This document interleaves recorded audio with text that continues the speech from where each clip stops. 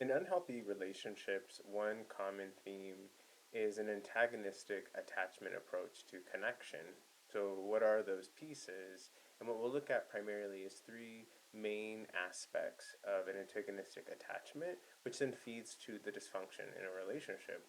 So, the first part is predatory type behavior. So, a predator wants what it wants and will harm the prey to get what it needs.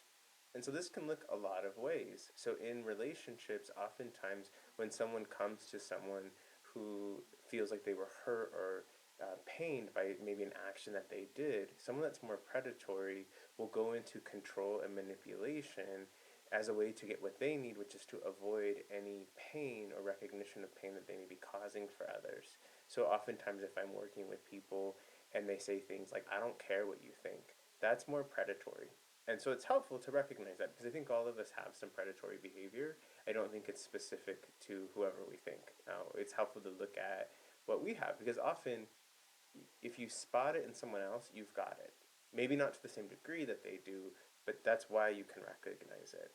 Another piece is competition. So oftentimes in antagonistic type of relationship styles, everyone's always competing. So if one person's like, "Hey, I got a raise," the other person's like, "I remember when I got raises. I make way more money than you did when you were that age."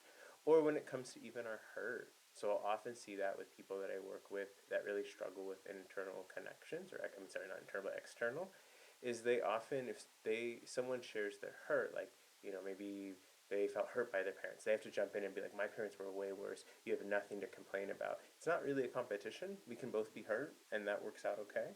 And the last is being parasitic.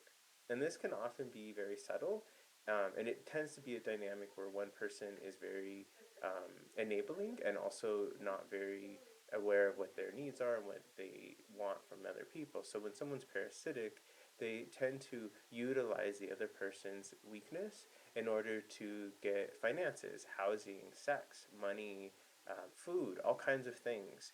And oftentimes, the person who is the host of the parasite, they don't even see that. So they have like a very clear story of why they need to do this, but they're not really getting anything in return. I'll often talk to people who are in these kind of connections and they can't let go of the person and they feel so responsible, but they're really unhappy. Like I don't really hear any kind of happiness going on inside. And so if you notice that you have a propensity towards this or that you're finding yourself in these kind of connections, it's really helpful to do the work around letting go of those patterns and recognizing those flags and then figuring out how to work with yourself in relationship to that, whether that be leaving or staying and adjusting yourself.